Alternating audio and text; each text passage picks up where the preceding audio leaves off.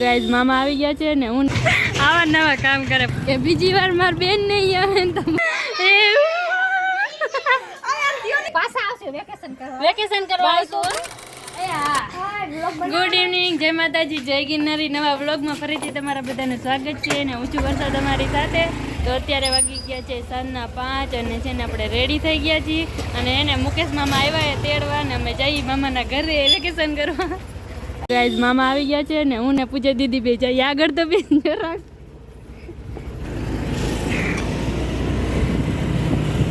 ચાલો ગાઈઝ, તો અમે છે ને નીકળી ગયા છીએ અને પપ્પાને એ છે ને બધા મોડકથી આવશે.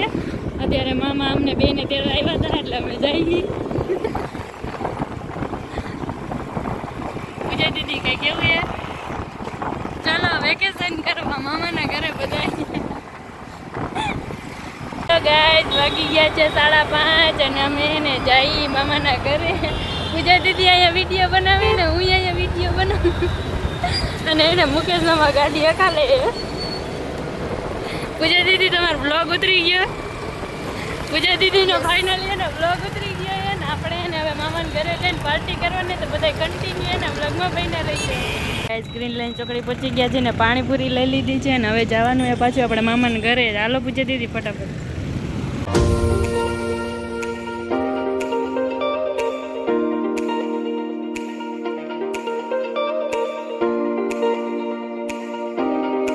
શાકભાજી બધું લઈ લીધું છે.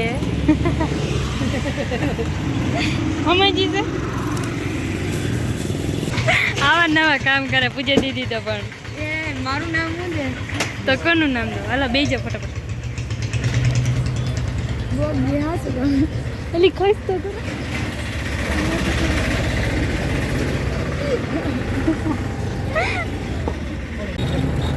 ફાઇનલી ગાઈઝ કેટલાય વર્ષો પછી એને નવા ગામનો પુલ બનવા માંડ્યો. આ પુલ જર્જરિત થયેલો પડી નાખ્યો બનવાનો. હા પણ હજી તો તોડ્યો છે પણ બનાવી જલ્દી નાખશે એ લે. ના એમ ન હાલે. તમે તમારે એને ઓલા શું કહેવાય અહીંયા શું કહેવાય સરપંચ હોય એને તમારે એમ કહેવું કે બીજી વાર મારી બેન નહીં આવે ને તો બનાવી નાખો. ફાઇનલી ગાઈઝ અમે મામાના ઘરે પહોંચી ગયા છીએ. પૂજા દીદી બધું લેતા આવજો બે. એ હાય રેખા મામી કામ કરે બેટા બેટા. એ હાય.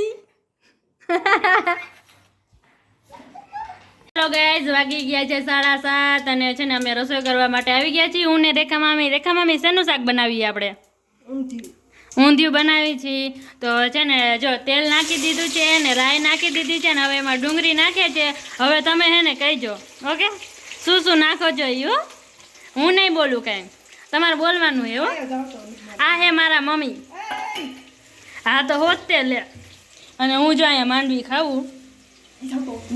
શું જો આ મારા મમ્મી છે, તમે બધા નીરખીને જોઈ લ્યો. આ બધા આ એને મારા મમ્મી છે. હાય મમ્મી, કેમ છો? હાય હું પહેલેથી જ અહીંયા રહેતી હોય તો જો ડુંગળી આમાં નાખી દીધી એના બાજવાની વાતો કરે મમ્મી. તો મારી દીકરીને તો બાજવાનું હાલતું જ હોય એટલું તો નહીં. હા તો બસ હું બાજત. ચાલો ગાઈસ ફાઇનલી છે ને હવે શાક વઘારવા માટે આવ્યું જ છે એટલે હવે ખાલી મરચું નાખવાનું બાકી છે ને રીંગણા બટેટા બધું મિક્સમાં આપણે ઊંધિયું બનાવ્યું છે. તો તેલમાં સળવી દીધું છે ને હવે મરચું એમાં નાખવાનું છે. ગાઈસ વાગી ગયા છે સાંજના 9:30. સાંજના નહીં રાતના 9:30 અને છે ને પપ્પાએ એને બધાએ જમી લીધું છે. આ છોકરાઓએ બધાએ જમી લીધું છે અને છે ને અમારે જમવાનું છે એટલે અમે બધા બેસી ગયા છીએ. કેમ? અને રેખા મામી શું જમવાનું બનાવ્યું છે? બીજું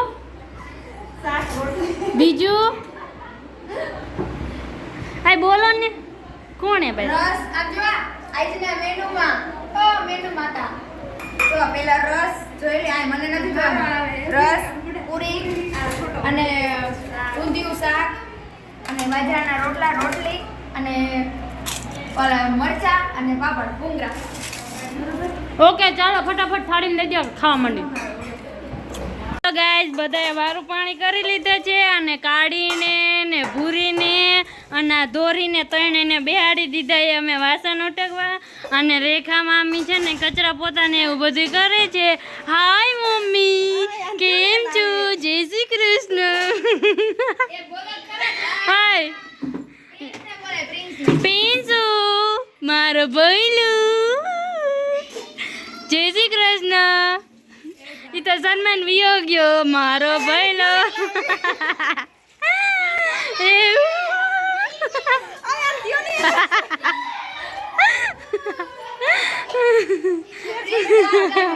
અરે અરે આ માર મમ્મી હે, આ મારા મમ્મી હે, આ મારા મમ્મી હે. મારા મમ્મી હો ને તમે જો મારા હે, મારા હે. જાઓ પોતું કરવા માંડો. જો જો પ્રિન્સુમાં દીકું નહીં. કામ કરવા માંડો હાલો. 10:30 થઈ ગયા અને અમે બધા ઘરે જઈએ. Bye bye. બાય કર દે. પીસુ બાય. બાય કર દે. પ્રિન્સુ નહીં કરે બાય. કા બાય ફ્રેન્ડ આવું હે. પાછા આવશે વેકેશન કરવા. વેકેશન કરવા આવશું હો. બાય તો કે આપણે બધા રમશું હો. એ વેકેશન બાય તો ભાઈ એને ભૂલીને જઈએ. હે હાલતી જ નથી એમ કે. Bye bye. By guys. છોકરા આખા રહેજો પાછા. બાય તો કે બાય બાય. બાય કે